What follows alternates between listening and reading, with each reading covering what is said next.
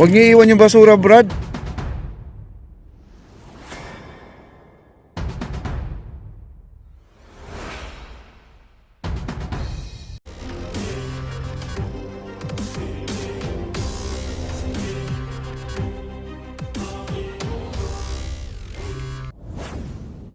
Right guys, mayroon pong naka-ready dito sa ating esplanade. Akala mo naman ay merong last supper, no? Yung hapunan. At dito sa kahabaan ng ating maestranza na to, itong esplanade na to, may upuan nito naka-ready. At nabalitaan ko lang kanina ay darating po ang ating Secretary Acosar, no? At ang ating Architect Carlo at ang kasama po ang ating ASEC Zambar kasama po dito. At kanina ko pa inaantay kung darating ba o hindi. Kasi ngayon, binaliktad na lang po yung mga upuan.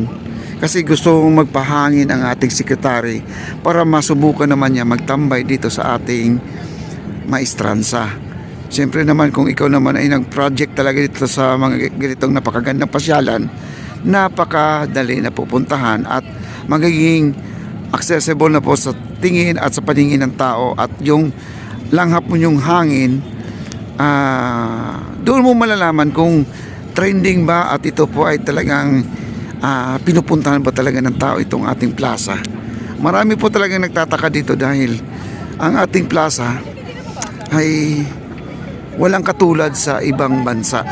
Kanina ilan na po ang naririnig ko na nagpicture taking yung mga senior citizen. Nagpicture sila. Ang sabi pa nga nila, parang nasa ibang bansa.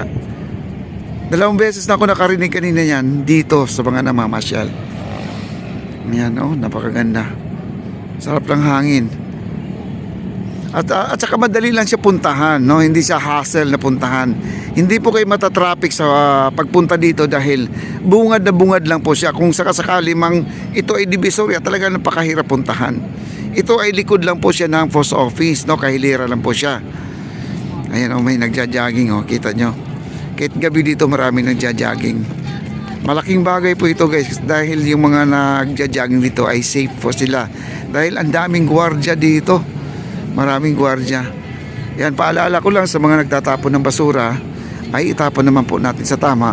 Kasi kita nyo naman ang linis nito mga kaibigan ng ating lugar. Ay wag na po nating itapon sa ilog ang ating mga basura kung wala po tayong nakikita mga basurahan dito, no? Ay, napakaganda guys, oh. Ito po ang ating mga ilaw, oh. Ay gamit po nila dito ay kapis, no? Yan.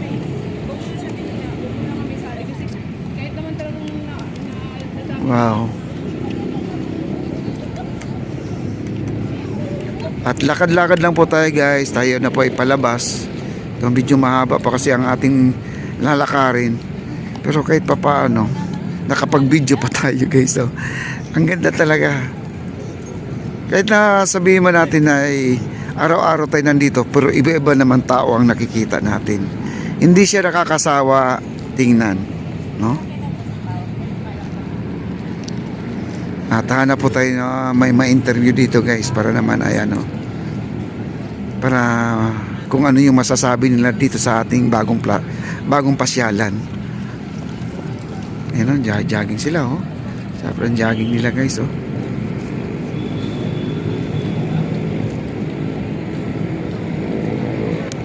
Oh, wow. Meron pa doon na nag-ano, ganda ng ating ano.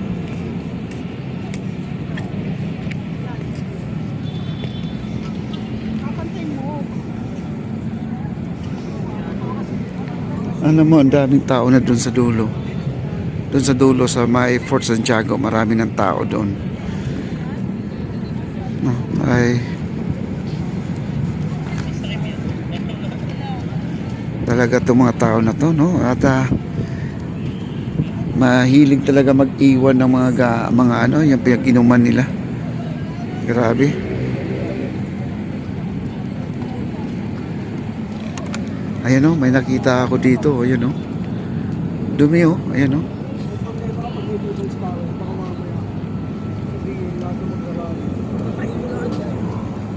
Basura.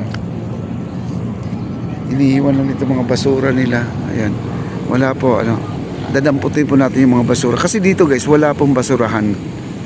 Kasi naglalagay lang po sila ng basurahan dito during na may kainan dito. Bukas may kainan po dito. Kita nyo ang basura, iniwan.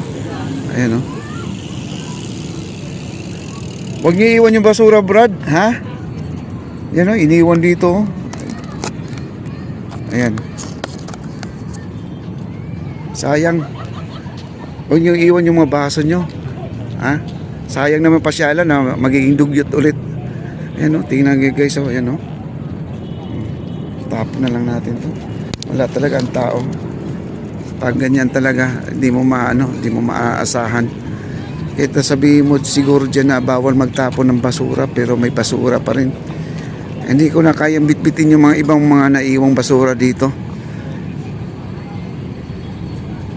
Baka meron naman yung nagko-comment, no? Sabi yung nagko-comment, i-unsub na kasi di mo pinulot yung basura. Hindi ko na guys, kasi nung nakita niyang basura hindi ko tinapon. After the live naman ay kinuha ko yung basura, no? Nag-unsub daw siya. Nag-unsub siya, napakababaw ang niya. Kasi kung hanggat maaari nga guys, ayaw ko ipapakita nga kasi baka sabihin naman nila ay nagpapakita ng tao. Ngayon, ipapakita ko na talaga sa kanila kung ang basura yung nakikita po natin ngayon ay binitbit ko. Kaya yung mga lalaki doon na nakausap po ngayon doon, sabi ko, Brad, huwag yung iiwan yung mga basura nyo. Ayan guys, sabihin nyo ha, binitbit ko yung basura. Baka sabihin naman yung mga nakapanood, nakakainis tong vlogger na to, no? Kinunan lang niya ng video, hindi man lang dinampot. Hindi, sanay na po ako dyan guys sa mga salita. Sa Dolomite, marami po akong ilang sako po ang naipong basura doon. Wala talaga, hindi mo mamamaasahan yung mga tao dito. Ayan, dami pang dumarating oh, ayun oh. Mga namamasyal oh, ayun oh.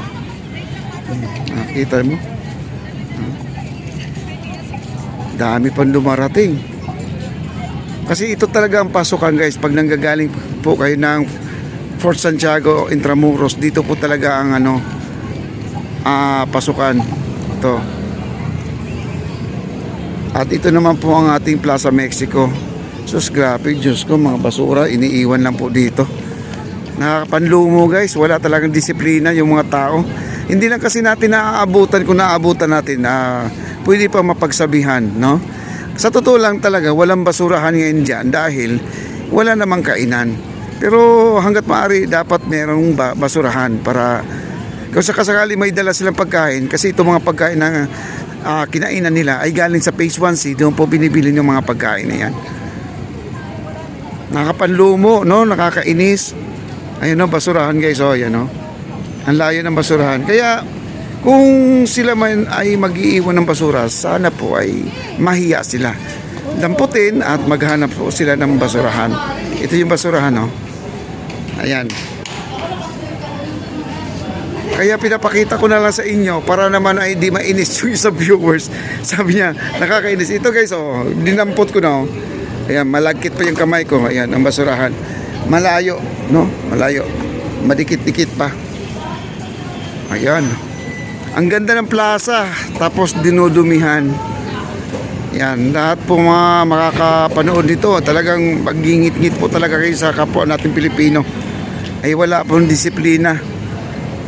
Pinayagan na nga mag-inom-inom dito, mag-merienda, pero wala talaga.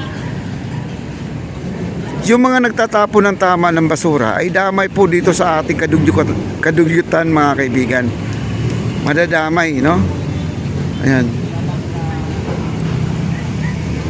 Ay grabe.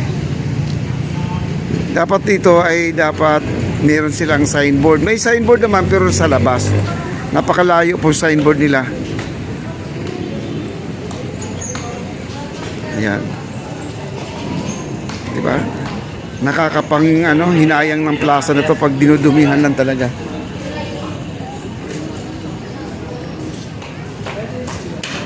Nakakainis itong mga ito.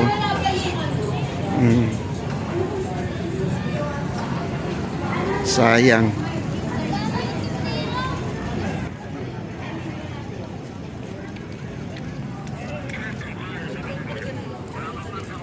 Ay, ako.